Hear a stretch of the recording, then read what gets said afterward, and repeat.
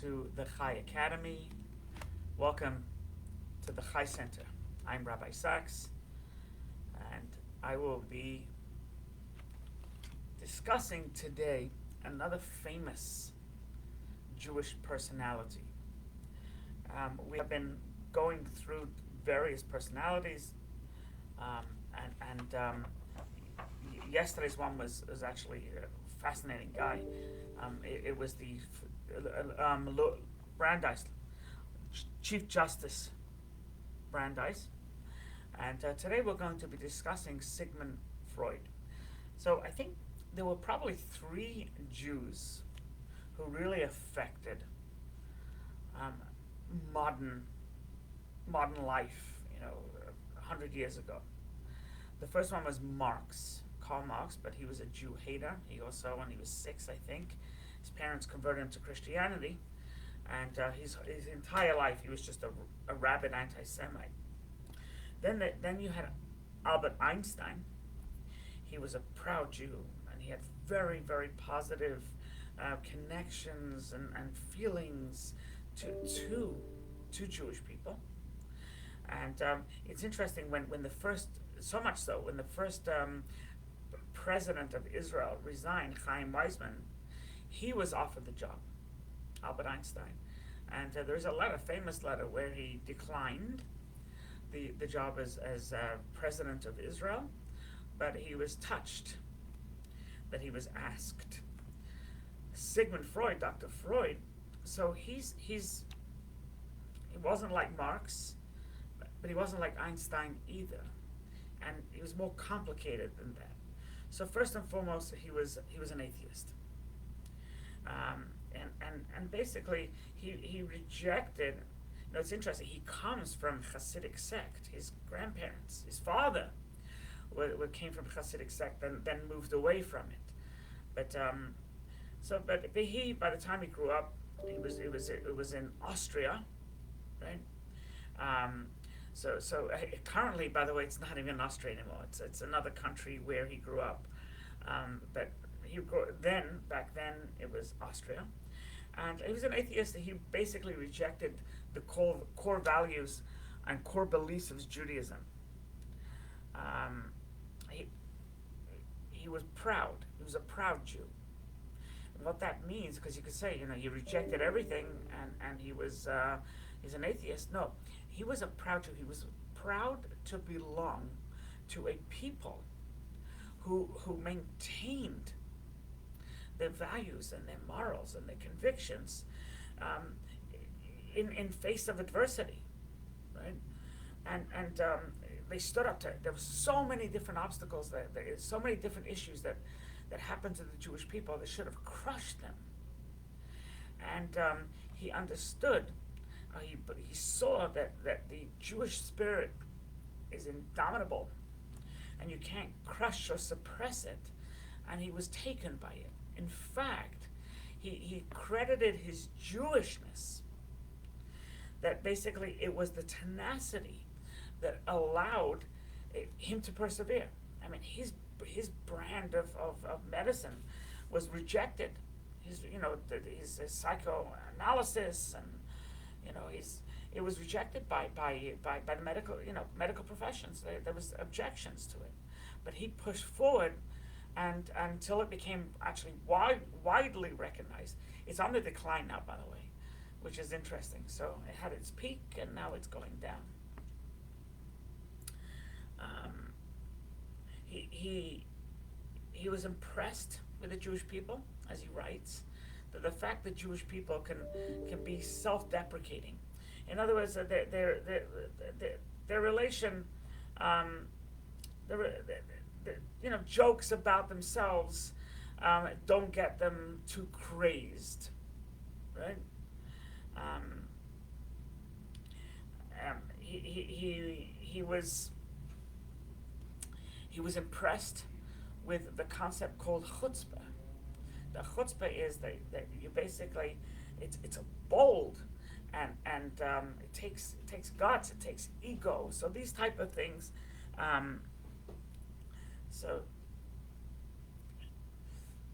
He in his book, by the way, he has a book, and which he writes. It's called Jokes and Their Deeper Meanings, or deeper, something like that. Jokes and Their Deeper Relationships. So he wrote a joke about a poor person goes over to a wealthy person, and says, the doctor has ordered me that I have to go to a spa and relax. He says, however, I don't have the money, and for me to go to Ostend, this talk about chutzpah, right? To go to Ostend, which is the 5-star resort, and he says, for me to go to Ostend, I'm going to have a lot of money. So the wealthy person says, I understand you need help for your health, and you have to go to a rehabilitation spa, and it has to be, but why Ostend? It's the most expensive one. So the poor man answered, because when it comes to my health, no expense is spared. So that was one book, Jokes and their relationships. He wrote another book. I've only read part of this book. It's a very, very troubling book, and it's called Moses and Maimonides. And it's a lot of his writings. A lot of his writings is all about Jews, right? And Moses and Maimonides clearly is a Jewish book, but he gained many enemies from Jews because of his book. Basically, it was an arrogant approach. He wrote in his book. There's a few things in Moses Moses and Monotheism. The one story that one of his theses, he pines that Moses was actually not a Jew.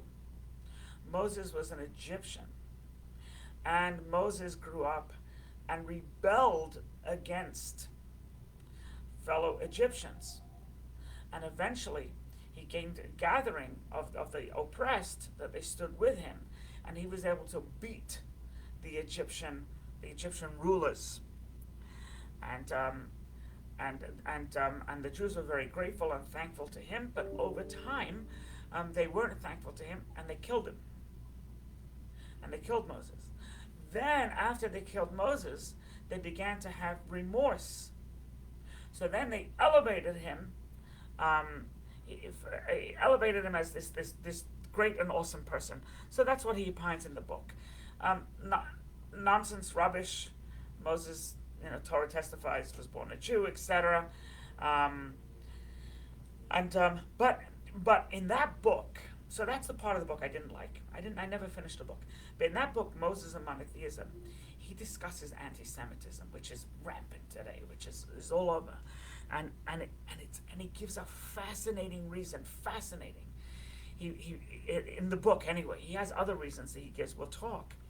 But in this book, he says that he blames anti-Semitism not because they blame the Jews as being a Christ killer, but they blame Jews for being a Christ giver. So JC, right, looked like a rabbi, and he was Jewish, and proudly Jewish, etc. And he set down, this is what he writes in Moses and Monotheism, he set down a values and morals, and it was very firm about what should be done, what could be done, what needs to be done. And the Gentile world resented that if you want to be a follower, you have to do all this. And so therefore, they hate the Jews from where Jesus came. He said that the anti-Semitism all comes from the fact that Jesus was a leader of the Gentiles, and they could no longer can't live a life of hedonism. They have a certain yeses and nos, appropriate, not appropriate, etc. So they were mad at him for introducing doctrines. And by the way, Hitler, they say that about Hitler, that one of the reasons why Hitler hated the Jews, because as this is what's written, that the Jews were the moral consciousness of the world. So if you get rid of the Jew, it's okay. It's okay to be immoral. But as long as the Jew is alive, you have this moral, you know, thing, albatross, and moral thing sitting on your shoulder. So it's the same idea. It's the same idea. So he was he theorizes that because the Jewish world gave Jesus, so they were mad at him. At the end of his life, he gave a different reason for anti-Semitism, and somewhat resonates with me. And he says, and this is what he writes. He says, I don't really want to search for explanations and reasons of anti-Semitism. And listen what he says next. I surrender myself and my unscientific self is that basically mankind is by large just wretched. Mankind, and I believe most people I've met are good, so I don't resonate with him. But there doesn't have to be necessarily a reason for anti-Semitism. There could be, you know, the jealous ones, jealous of the Jew, or the ones, you know, the Sharptons of the world that make a lot of money on being an anti-Semite, Farrakhan, etc. You know, so it's different. I have 7 reasons that I came up with why there's anti-Semitism. This is an interesting one, is that people are just wretched. People are just bad and evil. So I find it interesting. It's not in my list of 7, but it is. I do find it an interesting one. Another book, that was Moses and Monotheism. I got sick of it in the end. But another one that he wrote was Interpretation of Dreams. That's what he was, you know, a lot of his psychoanalysis. He was very into psychoanalysis. He was very into transference, right? And I forget what they call it, where you say something and the person has to answer quickly back. He believed in that. He believed in, you know, the that everything happens is because of our childhood, and he's correct there. He speaks about the Oedipus complex, that you know, it's so attached to your mother, and for Jews that makes total sense. Here I go again, making fun of Jews.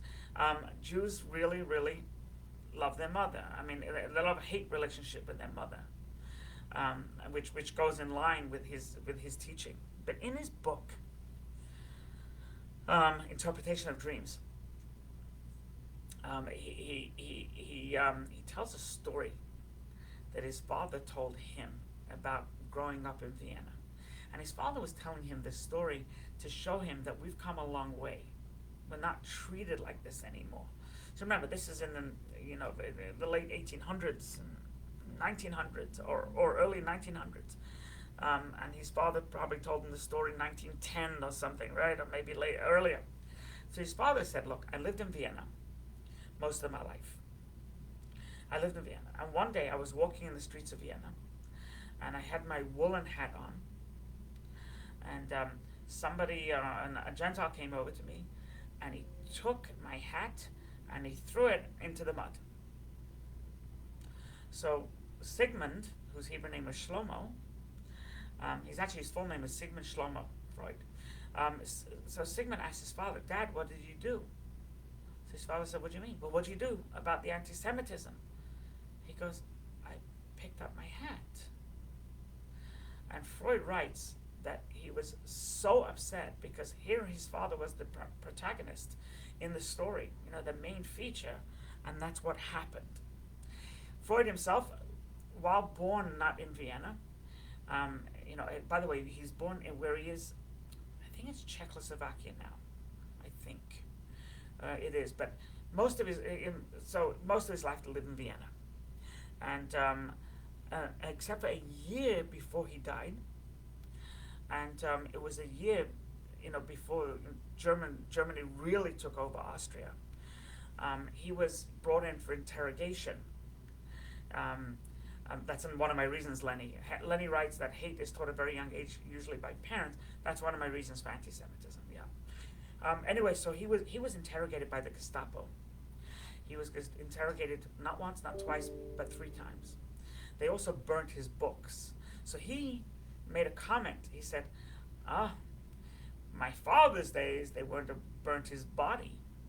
My days, thankfully, they only burn my books. Little did he know, right, that what was going to happen. He sort of made light. He felt, like many Germans and Austrians of his day, that this is just going to pass. And so he was brought in. His daughter, who lived with him, was brought in also, and she actually took with her cyanide or Volatrin or something. She took a pill with her in case she needed to kill herself. That's how bad it was. Anyway, Germany invaded Austria, and now Sigmund Freud and his daughter were stuck. I'm sorry, Sigmund, his wife and his daughter were stuck, as well as his sisters and etc. He had 4 sisters. He had 2 brothers, now he was already a published individual. As I said, they burnt his books. He already had a lot of fame, and he met with he was on the circuit with high level people, C.G. Jung and Young. So he's well known, and he was well known in circles outside of Austria, and many prominent physicians and psychiatrists and doctors and politicians got involved, and he was able to get a visa, a permit, to leave Austria.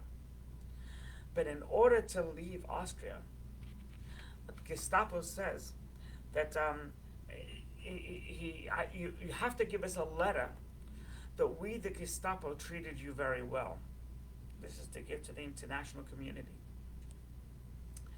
So Freud thought about what letter he was going to write. So what he wrote was ambiguous, and they took it because they were just German Nazi bastards, and they didn't read into it. But what he wrote was, "I'm happy to give the Gestapo my best recommendations." He went to say, my recommendation is to go to hell. My recommendation is to stop this. My recommendation is that you need help. You need to die. Right? But they stuck. Oh, what a nice letter from Sigmund Freud. They had no idea that that's what he really meant. A lot of Jews. I know he had made enemies with Moses and monotheism, but he's basically, which is, by the way, very interesting. Most psychiatrists are Jews.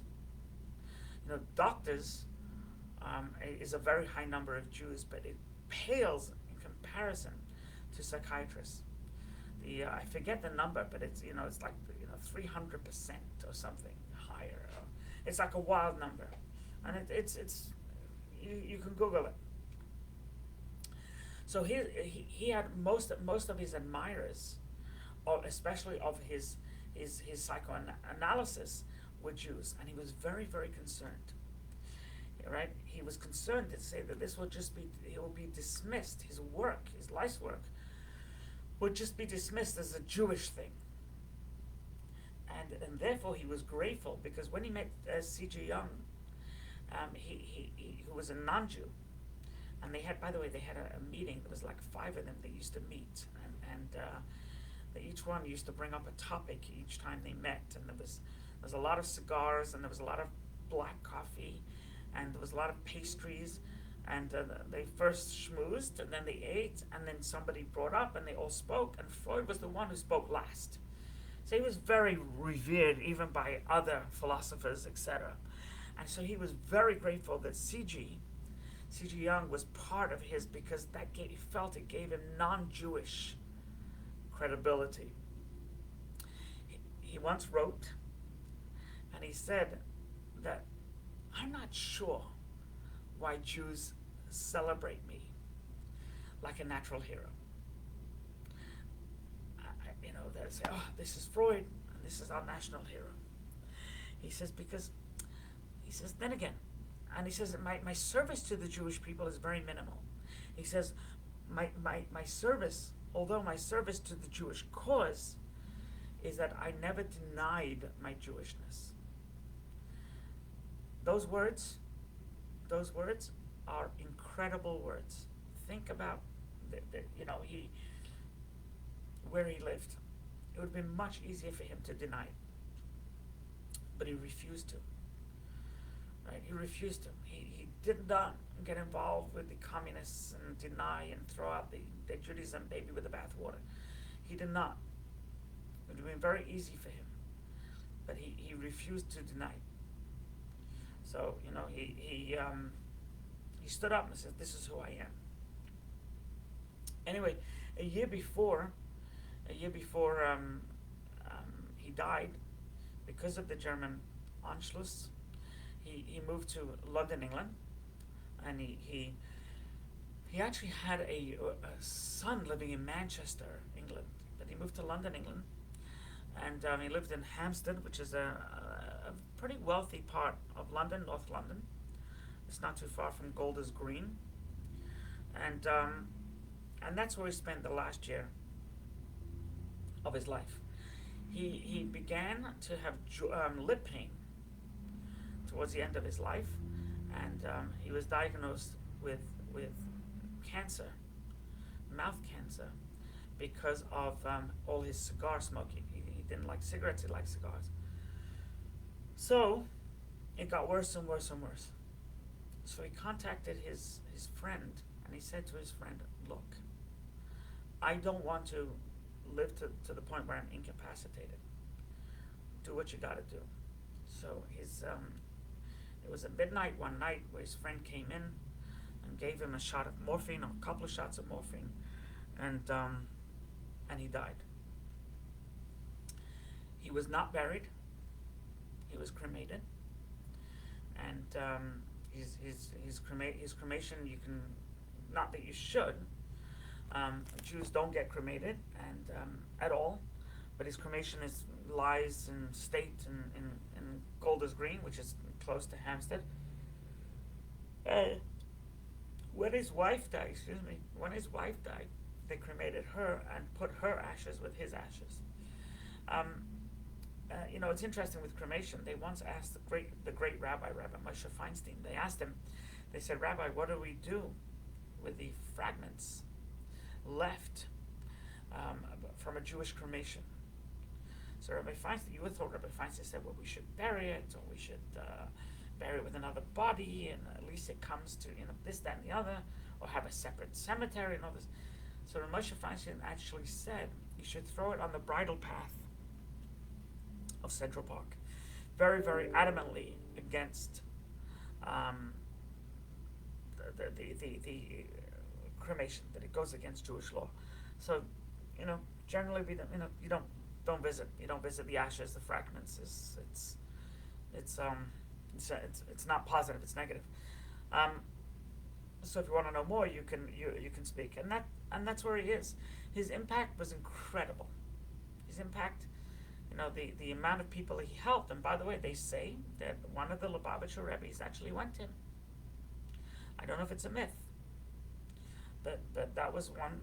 By the way, he had a very opulent office. It was in a house, and there's a famous staircase that leads to his office, and they talk about that. But he made his mark. I mean, Freud is the father. He's the father of psychotherapy, and the fact that he was a Jew, we should be very proud. The fact that he never negated his Jewishness, unlike good old Marx, should make us feel very proud. And he's on the positive column on fascinating Jewish personalities. If you would like to if you have a question, you can ask here or Rabbi at thechaicenter.com. All these classes could be found at thechaicenter.com/academy or on youtube.com, The Chai Academy. God bless. Be well.